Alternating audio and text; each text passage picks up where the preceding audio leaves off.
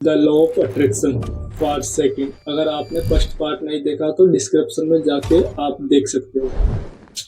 इस पार्ट में हम डीप में बात करने वाले हैं कि लॉ ऑफ अट्रैक्शन कैसे काम करता है, वो भी बिल्कुल आसानी से एंड सरल तरीके से। तो मैं आपको सबसे पहले एक कहानी सुनाता हूँ। ये एक राजू नाम के लड़की की कहानी है।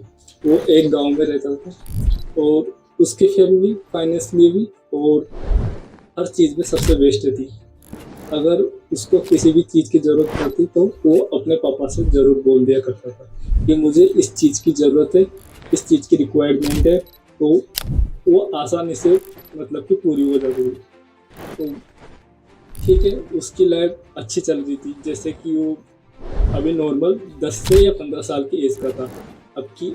अभी उसकी लाइफ बहुत ही अच्छी चल रही थी। जो चीज़ की ज़रूरत पड़ती थी उसे आसानी से मिल जाती थी। और जैसे कि वो कॉलेज में गया, कॉलेज में जाने के बाद अब उसकी एज 18 से 20 साल की होगी। जैसे कि उसे अब वो एक तो सोसाइटी से भी मतलब कि एक तरीके से बोल सकते हैं कि मतलब कि सामना कर रहा है। उससे ये समझ में नहीं आ रहा मतलब कि जिस चीज़ की रिक्वायरमेंट थी अब वो पूरी हो नहीं रही।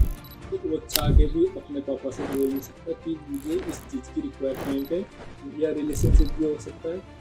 तो आप बता सकते हो, कमेंट बॉक्स में ज़रूर बताएं कि वो उसकी विश अब पूरी क्यों नहीं हो रही। जाहिर सी बात है, वो पहले छोटा था, वो अपने घर में था, ठीक है, वो घर में था तो उसकी रिक्वायरमेंट अपने फैमिली मेम्बर में उसके पापा से बोलता था कि मुझे इस चीज़ की ज़रूरत थी। उस टाइम पे उसके जो मेंटली थॉट थे वो एकदम क्लियर थे। जैसे कि मुझे ये चीज़ चाहिए, तो वो नॉर्मल पॉजिटिव वे में ही सोचता था, बल्कि नेगेटिव वे में।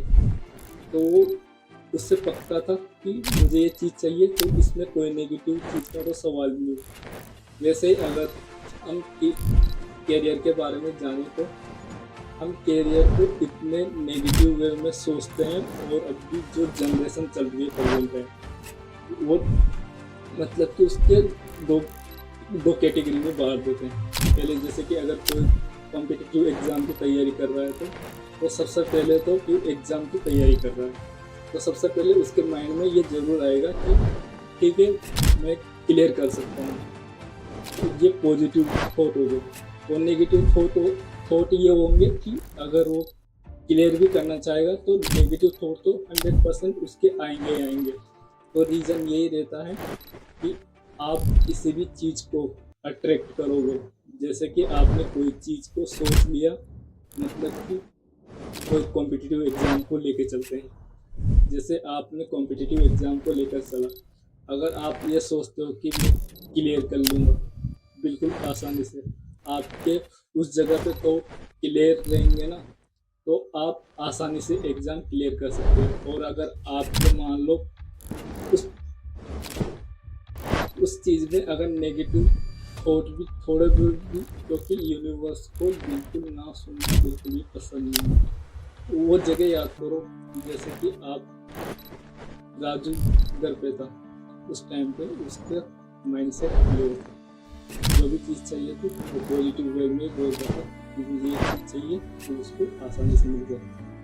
तो ये यूनिवर्स भी एक घर की तरह ही है।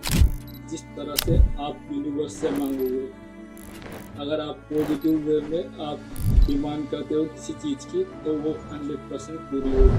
अगर आप किसी भी चीज़ में अगर नेगेटिव पॉइंट भी आ जाता है, भूल ही जाओ, वो पूरी भी होगी आपकी विश। तो अगर जो भी चीज़ डिमांड करनी हो तो सबसे पहले तो माइंड में जो थॉट है उसको क्लियर रखना सीखो, मतलब पॉजिटिव वे में सोचना सीखो। और पॉजिटिव के साथ अगर आपके थॉट फीलिंग्स के साथ अटैच होंगे, मतलब कि अगर उस थॉट में आप फीलिंग के साथ अट्रैक्ट होंगे तो आप अदर चीज़ों को भी अट्रैक्ट कर सकते हो।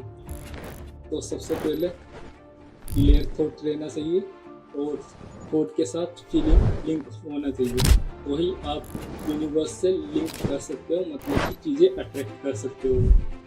तो आपको वीडियो कैसा लगा? वीडियो अच्छा लगा है तो लाइक एंड कमेंट करके ज़रूर बताएं। और अगर आपको अच्छे से समझ में आ गया तो आप इसको अप्लाई करना शुरू कर दीजिए।